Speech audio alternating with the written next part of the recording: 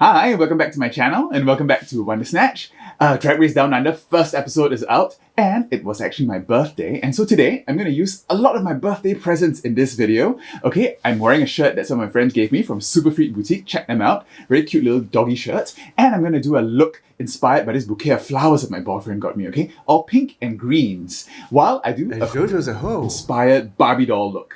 Alright? And if that's something you want to see, don't forget to give me a big thumbs up, subscribe to my channel, and ring that bell for post notifications. It's my birthday! Alright, I'll see you in a bit.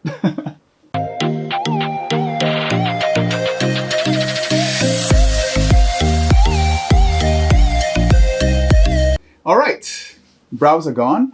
Okay, so today I'm going to give a pink and green, kind of a watermelon sugar high kind of a look. Alright? So I'm going to start with my eyes again today. And some of my friends last night also got me this makeup from Dolce & Gabbana, like super high-end makeup. I really want to use this in this video too, okay? Not very relatable content, but let's see how this works. It's got like primers and powders and some of these really amazing like kind of like toppers that we'll try to use later, I hope. Okay, but let's try this primer from Dolce & Gabbana, alright? So this is the Secret Shield. Okay, oh yes, and of course my haircut, my fade here that I like to do so that I don't have to glue down my sideburns is done by my friend Ritz Lim, okay? Check out his salon. He's an amazing hairstylist. He's been cutting my hair for like 20 years, alright? So really check him out if you're in Singapore for a haircut. So this primer is a bit like it's a bit like tinted moisturizer. Yeah, it's a bit pigmented, but let's try to just brush it on with the brush. Okay, and they also got me some of these illuminating drops. Solar Glow. Let's try to use it as a highlighter. I think I want to also secure the blur a little bit with my one size primer. Okay, so Drag Race Down Under. I thought it was a pretty good first episode. A very nice introduction to the queens. Okay, Art Simone comes in first, of course, iconic line. I'm not here to fuck spiders. Fuck spiders, fuck spiders. That's kind of an Australian kind of a slang, okay, for me fuffing about or to, you know, I'm not here to fuck about, I'm not here to play around, okay? Fucking spiders. Okay, so let's try these illuminating drops. This is a bit like the iconic London glow from within kind of drops. Okay, while that sits, let's just cover up these brows. Today I'm going to use some Tarte Shape Tape. But today's going to be a little bit more tan because I want Coco Jumbo's classic white lines to pop, to stand out on my face. Okay, we covered up the brows. I've already gone through all the entrance looks for these, for the queens. So today basically I'm just going to, I think there's a few words about each queen. Maxi Shield comes in and she's 46. Okay, that's good news. They're not shying away from introducing 8 older queens, which is good news for me. Okay, I'll be right back. I'm just gonna put my face tapes on so I can draw on my brows. Alright, so getting these out of the way. So, yeah, so where was I? Next is Jojo Zaho comes in, okay? She says that she sounds like a lesbian truck driver. I think Jojo Zaho is actually really cute as a boy. He's really quite handsome, quite cute. And yeah, I'm actually sad to see him go. So today I'm doing this makeup look inspired by his, you know, his makeup style. Yeah, they really kind of set it up at the beginning, right? He was like giving the side eye to Electroshock when she came in. And that really sets up the whole lip sync for the first episode. This is classic Drag Race, okay? And of course, Electroshock comes in. Her makeup is really quite rough. She tells everyone that she's done drag for 8 years. And, you know, there's always this shady music behind her because she's really quite handsome as a guy. And she's got this really heavy brow, a bit like me, okay? But she kind of like, you know, accentuates it a little bit too much with her eye makeup. So that's why she looks a little bit harsh in the face. And of course, Jojo Zaho is shading her the whole time. So I guess that was really setting up the rivalry. Okay, pink brows. Oh yeah, and get ready for a whole bunch of pink looks because it's going to be Pink Dot soon, okay, next month, 12th of June here in Singapore. Pink Dot is basically our version of Pride, okay? So I mean our version of subtle protest for 377A, which is basically the law that still criminalizes sex between gay men in Singapore. It's still illegal to be gay in Singapore in case you haven't realized. Beachy brow or not so beachy brow? I think today, normalish brow, like that. Match it. This has to be very confident in your strokes. Next in is Scarlett Adams, okay, our problematic queen. She looks, well, absolutely gorgeous. Okay, I really like this wig. Okay, it's so nicely laid down, the curves and everything on the side of her head is really well done. Okay, she says she's a burlesque queen. Yeah, she looks good. But unfortunately, she is a little bit more of a problematic lady. So we'll see how her story progresses. They did shade her a little bit during the acting challenge. They didn't give her very much screen time there. Okay, next, Coco Jumbo comes in. Coco Jumbo face amazing. Her eye makeup really crisp and really gorgeous. Doing a whole bunch of tongue pops. Hopefully she doesn't do that too much, but she seems like a great personality.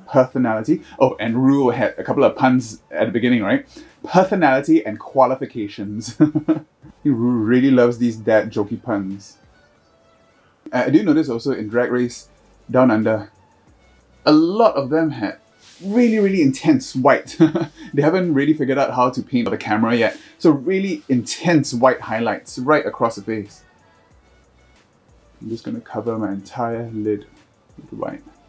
Okay, next is Ketamine. Ketamine comes in. Of course, she's immediately clocked as Electroshock's boss, okay, because she owns the club that Electroshock works at. And here they have a little bit of a shady thing about Ketamine and Anita Wiglet, okay. I'm going to go in now my eyeshadows and draw in those creases.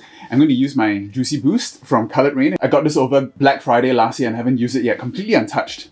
Some of the shimmers also look like they've completely dried out. But I'm going to go into Kale Yeah, which is really dark green. Okay, I'm going to map out my eye shape. And I'm going to try a new technique. I'm going to try to use one of these smaller shader brushes. Okay, next in is etc. She's really cute, okay, and really her makeup is gorgeous. She says here she's a trans non-binary queen, okay, and I think she is really talented. Okay, her makeup is really good, and I think she comes in a cockroach dress and all of them are shading her for it. I'm just drawing on my eye shape. I want that to be my crease. Okay, so something like that. Okay, and then after etc is Anita Wiglet. Okay, yeah, so yeah, so she comes in and reunited with Ketamine. Yeah, and here's where I talk about the really intense, almost like a white band right across the face. And Anita Wiglet seems to have this thing where she's just talking like this all the time with the mouth open. Right? This kind of old camp sensibilities. A little bit distracting, but I think it's very her. I didn't peg her to go very far in my Meet the Queens review, but you know, we'll see. Okay, so after I've laid down that base of green, I'm going to go in with a fluffier brush and I'm going to blend it out with mint leaves. Alright, so Karen from Finance rounds them all out, comes in and does a little bit of a shtick. Okay, she knows that she is one of the more famous ones here, so she's hamming it up. And you can see how excited they all are, right, to be representing Australia for the first season of their drag race. Australia's relationship with drag is really special.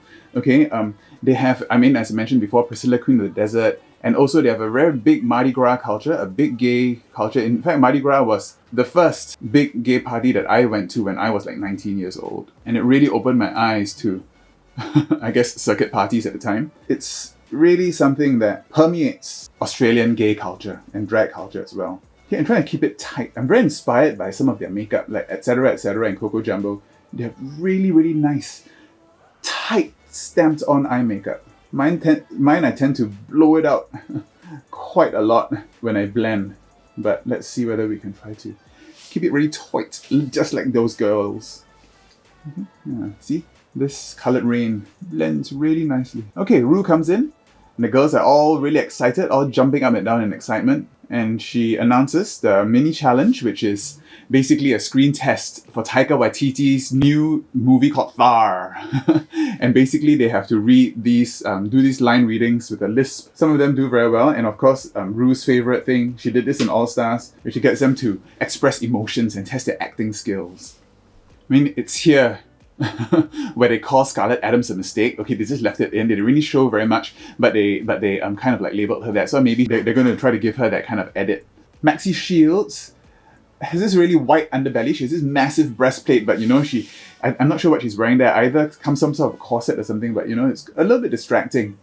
Yeah, and here, electroshock wins, which is totally riggery. Okay, this is classic Drag Race again. Okay, they give like the underdog the win in the first episode to just throw everyone off. Okay, and then get everyone to say really catty things in the confessionals. They did the same thing in season 4 with Jiggly Caliente when everyone was like giving her the side eye, and then she won the first challenge. I really think this first win is usually just to stoke competition. Going back in, deepen up the green. Yeah, the way... Oh shit. This is a good thing I didn't do the rest of my face. Oh. Yeah, the way that Rue was laughing uncontrollably. It's almost like Gottmik in the finale, right? The way they just show Rue laughing and cracking up with electroshock. It was a little bit forced, I think. At least I pull that back a little bit. Okay, we're going to the under eye again later. And this is why doing your eyes first is perfect. You just make sure you get, if you use any makeup removers, get it all off, because if not, nothing will stick to it later. Okay, so Rue comes in and announces the first maxi challenge is going to be a ball. Okay, 2 looks, a nude look and a hometown look. Okay, very classic for a first episode of any season of Drag Race. Okay, and then they start to de-drag.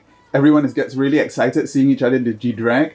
Maxi Shield really looks like a truck driver. She's got these huge tattoos and wearing a muumuu.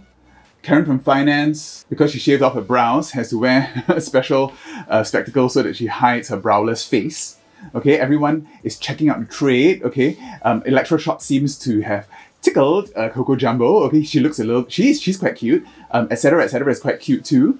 And so is Scarlett Adams. Even Coco Jumbo looks really cute as a guy. Okay, she's got really, really nice features. So quite a lot of trade in Australia. Australians are really, really good looking. In Mardi Gras, they're surrounded by hot guys. Okay, and the pit crew here are so buff compared to the pit crew in America. I mean, I think Jason's quite buff, but you know, comparatively, these guys are huge. And these are the kinds of guys that you see in Sydney, Mardi Gras all the time.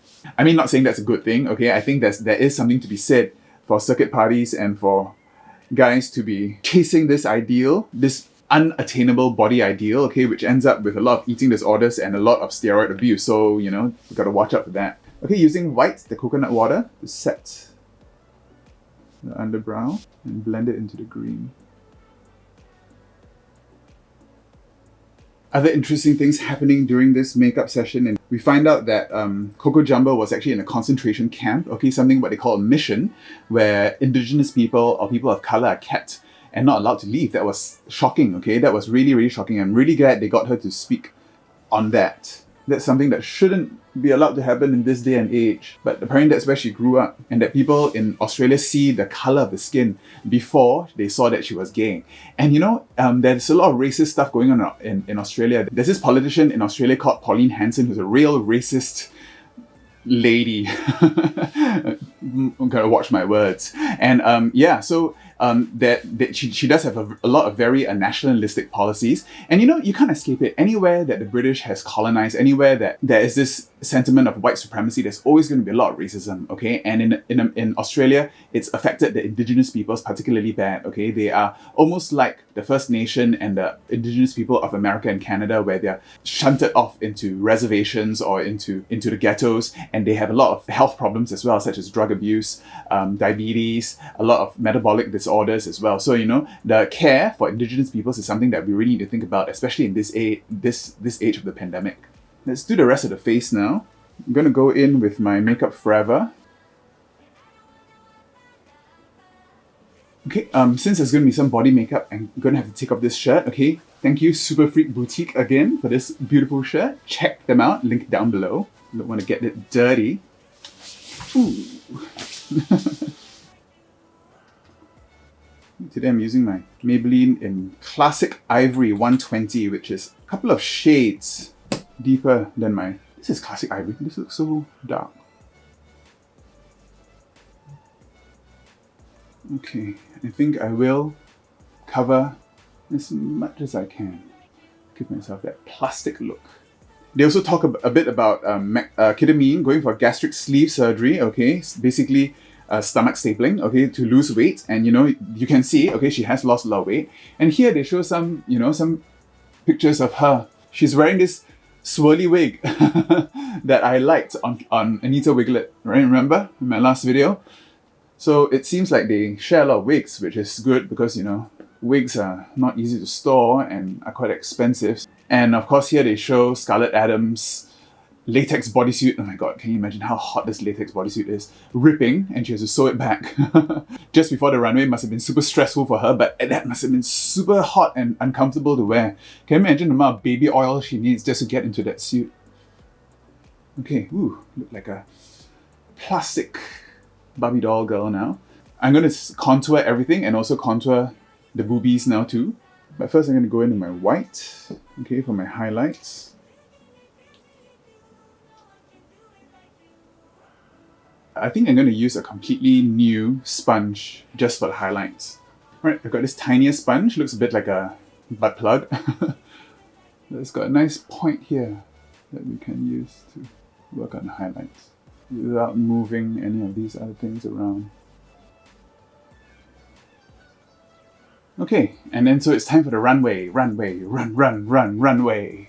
And Rue is not in drag. I don't know what the tea is here, but it seems like she lost her luggage, or maybe Raven was late or something getting to Australia, right? So she couldn't get into drag for the first episode. So I think they probably filmed this segment where Rue was talking to herself maybe a few days later when Raven got there. I'm going to need to use a little bit of my clown white light. Okay, so nice and highlighted. You can see the shine coming through the Dolce & Gabbana highlight stuff. All right, contouring with my Guinea again. I've been loving this for contouring. It's nice and warm, and a little bit goes a long way. Yeah, so the runway. Michelle is great. She's got a nice floating crease. Okay, looking very snatched, and Reese Nicholson looks very pleased to be there. Quite a lot of raunchy jokes, but yeah, he looks quite fun. I think they chose well for the Australian judge. Trying to contour the nose. Let's have a nice sharp nose today.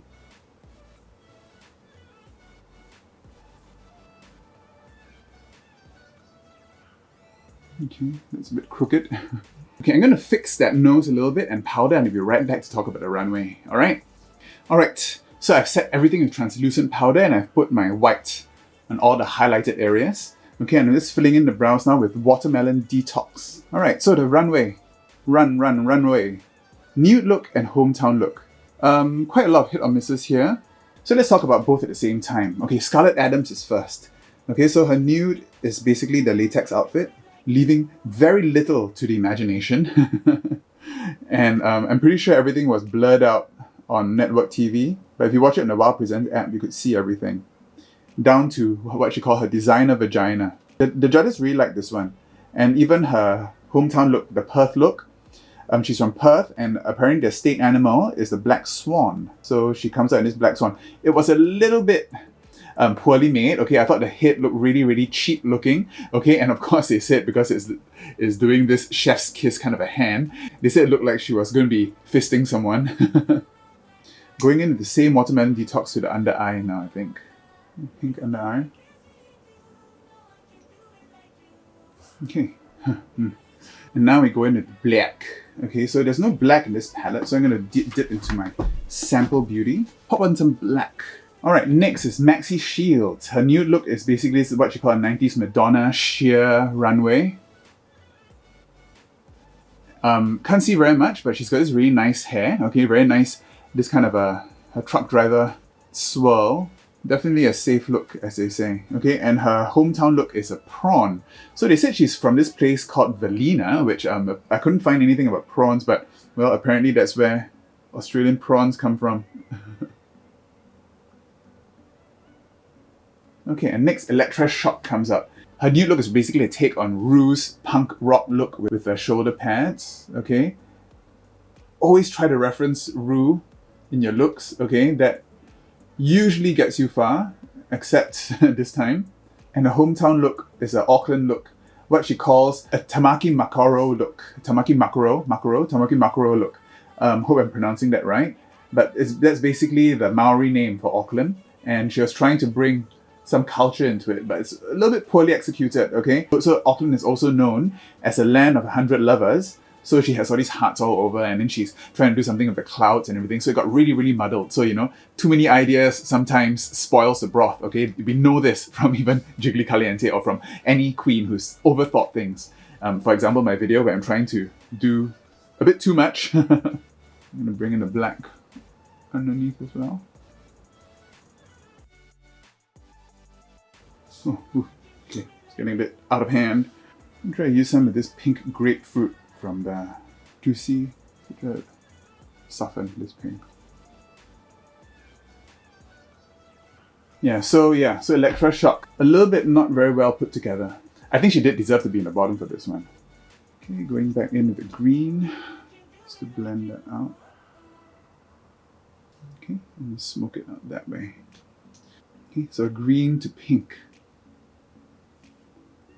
Looking a bit art-simony, I think. Okay, let's release the face tapes. Oh no, I forgot to talk about Coco Jumbo, one of my favorites. Well, her nude look wasn't very much to talk about. She's supposed to be like this Monique Hart face kind of thing with earrings on her arms that look like, as you say, calamari. This is really, really bad. I think this should have put her in the bottom for the nude illusion. And even her main look, she's from Coffs Harbour, and she said the home for the big banana. So to play off this banana thing, she comes as King Kong, but the suit is just basically a monkey suit, and then she has a really, really small head. She should have had much, much, much bigger hair to pair with this monkey suit. It could have easily been Coco Jumbo lip syncing. All right, back to Mr. Arms there. Alright, so next is etc. etc. She's really, really pretty. Her makeup's really good. I think I mentioned this before. Her makeup is really gorgeous. And she comes in with her non-binary nude illusion, okay? Showing all this gender affirmation surgery markings. So she looks like, she wants to bring the message of her transness, which is really cool, okay? I think she looks great. The makeup is stunning, and her hair. I really like this hair of hers. Really, really well done as well. I think etc. is going to go far. Okay, she's the youngest one, and she's probably going to give everyone a run for the money. Right, I'm going to go in and cut the crease now. Should I be bold and just go pink? What the hell? Okay, I'm going to cut my crease with pink. My basic and poppin' pink. Am I being too much? Is it too much pink? What the hell? You only live once.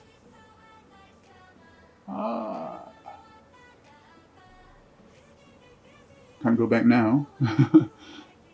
Okay, so next is Jojo Zaho, okay? And she's trying to bring this Aboriginal realness to the runway. She's trying to coin this catchphrase Fab Original. It's supposed to be a wordplay of fabulous, original, and aboriginal. And she comes out in her nude illusion, and this really is quite rough. Okay, she's got something in her hair. It literally looks like she just crawled out of the roadside or something. So yeah, it was a no for me. Unfortunately, whenever a queen tries to do a message and it gets really muddled, it's really difficult, okay, for them to eliminate them. Remember Nina West, okay, when she came out with the Pride looks? And she got eliminated that episode because it wasn't executed properly. When you take such a huge risk on the runway to bring a message, you have to really think twice about your messaging and everything. Even her main look, okay, hometown look, even in her description is so muddled, okay, some sort of Aboriginal thing, but with a Marie Antoinette makeup, and then this really sloppy reveal for that message, okay, basically trying to bring awareness to Indigenous rights and Indigenous land in Australia, which was never given up. Yeah, and even when she was walking off, you could see how everything was trailing, and during the lip sync, everything was like sticking out the back. So it was quite sad that she had to go on this episode, but at least she got her message out the first episode. I'm going to use coconut water, the white, okay, to set the inside, just to brighten it up a bit. And perhaps to pop it a little bit more. What's this sweet ruby pink glitter? Let's see what is that.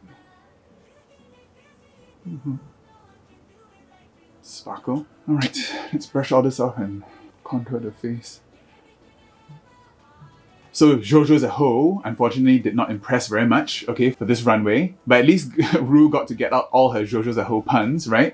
And now the world knows what we all knew all along. Jojo Zaho. I thought that was really funny. Contour. Trusty old NYX. Okay, so next, Karen from Finance. Karen from Finance does this glitter bodysuit for her nude illusion. They seem to like it a lot, okay, because she had this gag where she just reveals a yellow merkin, which matches her her wig. Her makeup was alright, not very, very exciting, but she really sold it on the runway, so I thought that was okay. And her main look, she was supposed to be someone from Melbourne, from going to the races and being really drunk. This is almost like, you know, Cheryl Ho's Essex look, you know, that kind of a messy, straight woman kind of a look. So it wasn't super exciting. I'm not sure I agree that she actually won this challenge. If anyone should have won, it really should have been Art Simone. Art Simone's much, much better execution, but I think, I'm pretty sure Drag Race does this also to stoke competition. Just give it to the second best or something, you know, so that the first best has a little bit of grouse.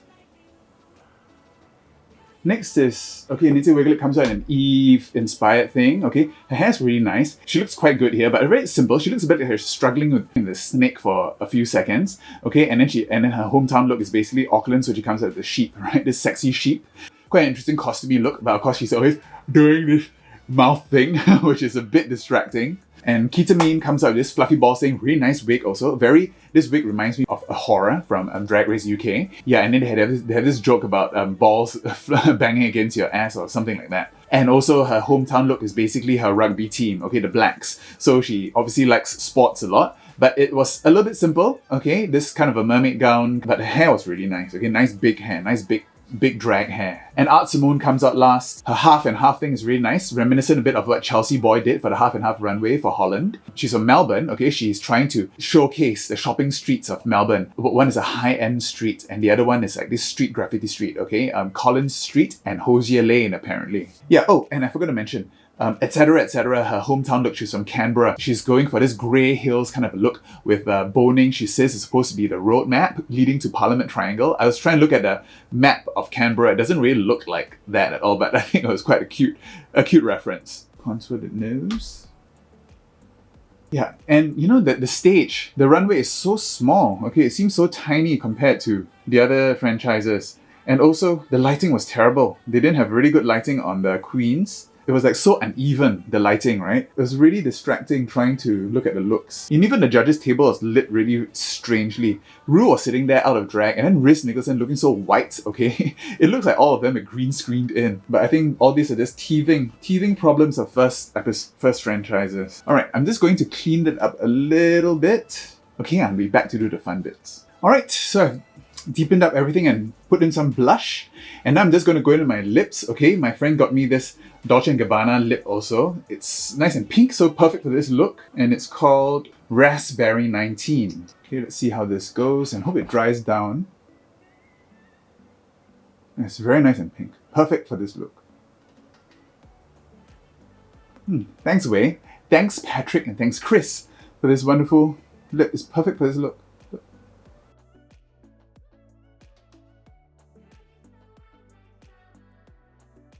Overdrawn a little bit too much, okay, but I want to go for that bigger, fuller lip today.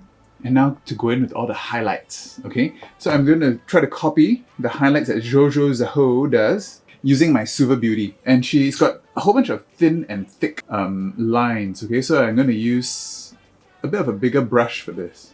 I think I'm going to set everything a little bit first. Go in with my pink highlight. Alright, so the lip sync. So it's Electroshock and Jojo Zaho in the bottom. Usually, when a white queen goes up against a queen of color, in Drag Race, I think more often than not, the queen of color wins. But Jojo Zaho really shat a bit in this one. I mean, she did not know the words, okay? And there were these parts where there was supposed to be some singing. She came in several times wrongly, okay? And they showed it all. So Jojo Zaho unfortunately did not impress during the lip sync either, and that's why she was sent home. It's a pity. She's really cute, and I really wanted to see more of her technique, this technique. So let's go in and draw in all those lines. Okay, so I've highlighted and everything. Very pink and green, watermelon, sugar high. So I'm using a paintbrush for this. Okay, gonna use a stick paintbrush. I'm gonna draw in these kind of highlights. So she's got a couple here to accentuate the forehead. So something like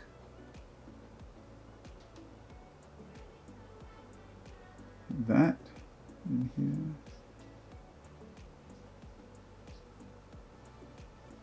Some down the nose.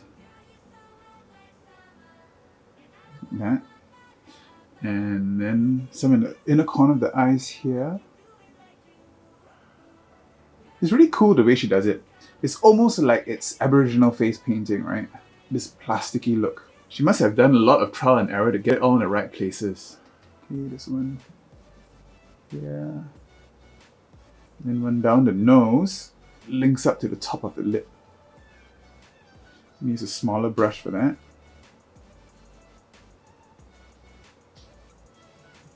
Okay, and then she's even got some on the lips themselves. A bit like what Rock'em Sakura does. Okay, and then a couple on the chin. I really like this technique. Okay, and then some on her neck as well. That's why I painted the body, alright?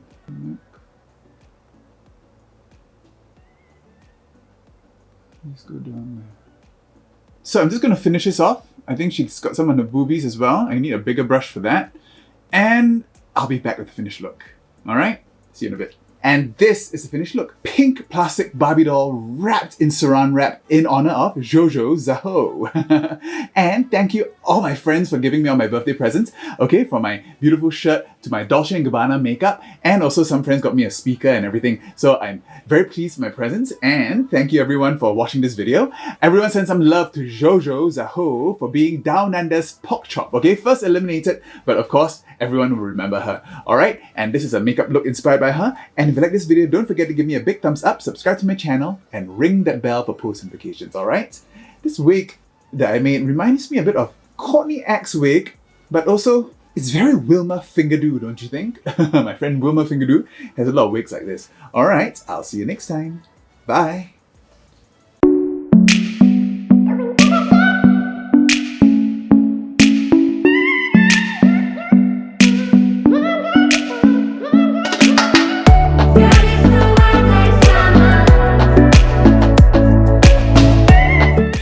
And green watermelon sugar.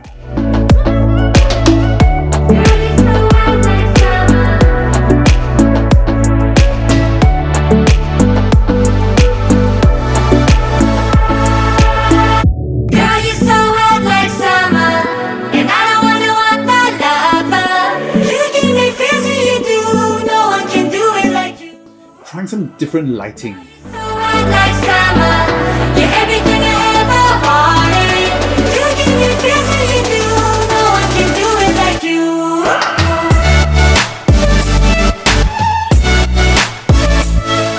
A bit pheromone also, I think, this hair.